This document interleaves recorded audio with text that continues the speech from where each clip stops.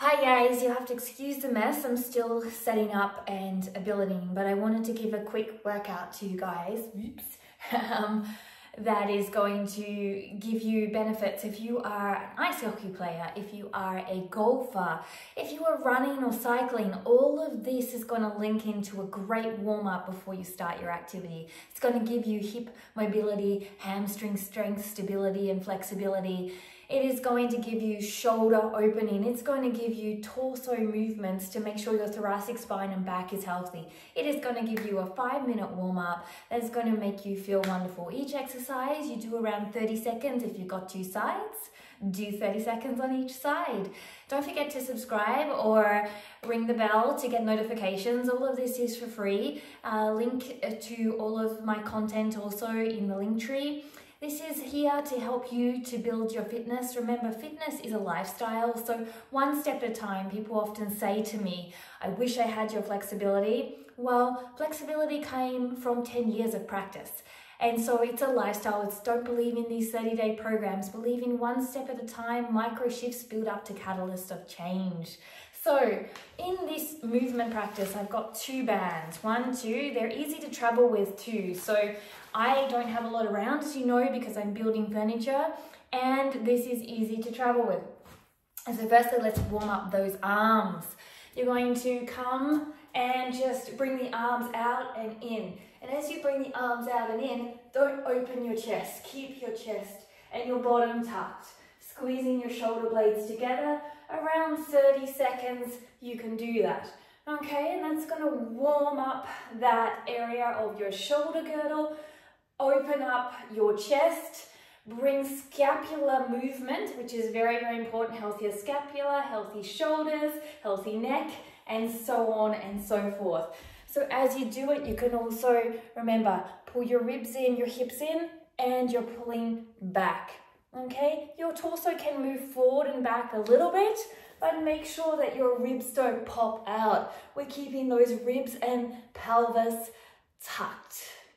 All right, so that is number 1, 30 seconds of this exercise. So number 2 is a hip hinge. You could do this without a band too. I am going to place this onto my feet and then onto the back of my neck. My feet are a little bit wider than hip width. I'm going to bend those knees and tuck that pelvis in. Pull those ribs in, and from there we're going to hold the band. And we're going to bend down and pull up. Bend down. So this also helps if you are struggling with the hip hinge for sore back when you are doing a deadlift. Now you don't have to hold the band, you could just bend from here and stand up. Add a little bit of difficulty by keeping the shoulders engaged, arms under, shoulders back. You're bringing the hands out and tucking. If you wanted to really increase this, you could bring your arms up overhead, and from there you're going to fold forward and the band is going to come off. So what I do here is I like to twist it, and then I'm going to fold forward here, straight back. I'm opening up the shoulders, strengthening the shoulders, tuck the pelvis and come up. So as I'm going down, my hip bones are going up, and my hip bones go up, my back stays straight and my ribs stay in. Now this is a little bit harder to get the band settled, so to start with an easier version of that, pop it around your neck and start here or here. And remember, don't arch your back like this. Tuck your pelvis under, but still lengthen it. So it's not rounded, it's still length but tucked, and ribs under. So you're coming down and up, or down and up for the first 2 versions. If you've got the challenge in you and you can figure out the band movement, add the extension to add the shoulder strength and mobility in as well. All right, so from there, we're going to grab a band and going to come into a lunge, and you're going to come down. You're going to extend your arms out, not too much tension yet on the band. From there, you're going to rotate and then open your arm, coming back. rotate, keep that arm forward and open the other arm.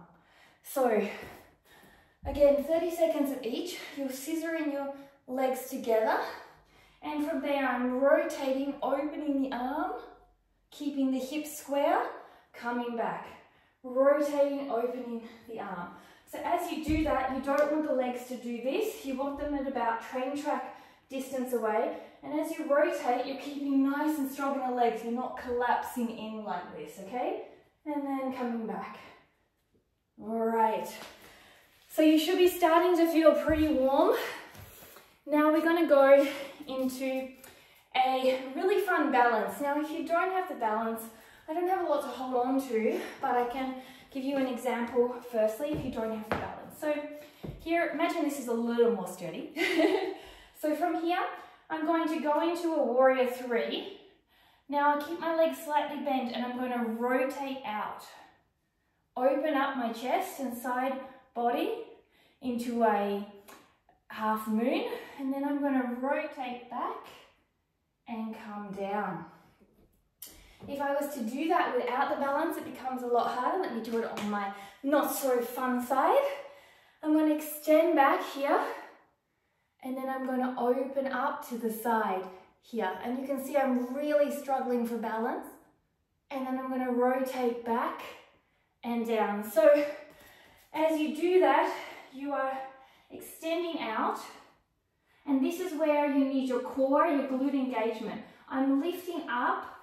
I'm rotating around to the side, rotating my shoulders, holding that stability. If you fall, you fall.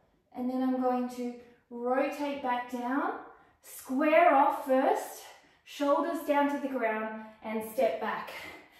30 seconds on each side, you may only get 2, but as you get stronger, you'll get a little bit faster, but the most important thing is to find the balance and stability in it more than anything else. The next one, you're going to, here, depress your shoulder blades down your back. So as you depress your shoulder blades, depress, ribs come in, and then you're going to take your head to the side, look to the side, head back, keep those shoulders down and back, side, look to the side, head forward. Then we repeat on the other side, shoulders down and back, depress, ribs in, head to the side, look to the side, open up, and back. And you do a few circles slowly but surely each way. And now lastly, to add to the fun, is an active pigeon. So you're going to bring one leg forward, and this leg is going to technically try to be towards the horizontal. Flex the foot to protect the knee, but you may need to bring it back. And then from there, you're going to sink down and lift up. Sink down, lift up. So you at first may find that the leg is not in this horizontal. And for some of you, you may be sitting here and you don't have that ability to do that. So if you're in that position, what you're going to do is you're going to go from here and squeeze up. So as you squeeze up, you're going to push your hip forward and you're going to support yourself with the arms down. So you're still going to get the glute activation, but just in a range of flexibility that supports you. If you have the flexibility, remember, you're going to either bring your leg a little bit in, keep that foot flexed, or into the 90, and from there, hands on the ground or not, you're going to lift up, squeeze the ribs back and down. Lift up, squeeze the rib back and down. And here is your warm-up. You can floss those legs afterwards and purr into success, because that's my little kitty outfit. And I'll see you next time. Thanks for joining me. Namaste.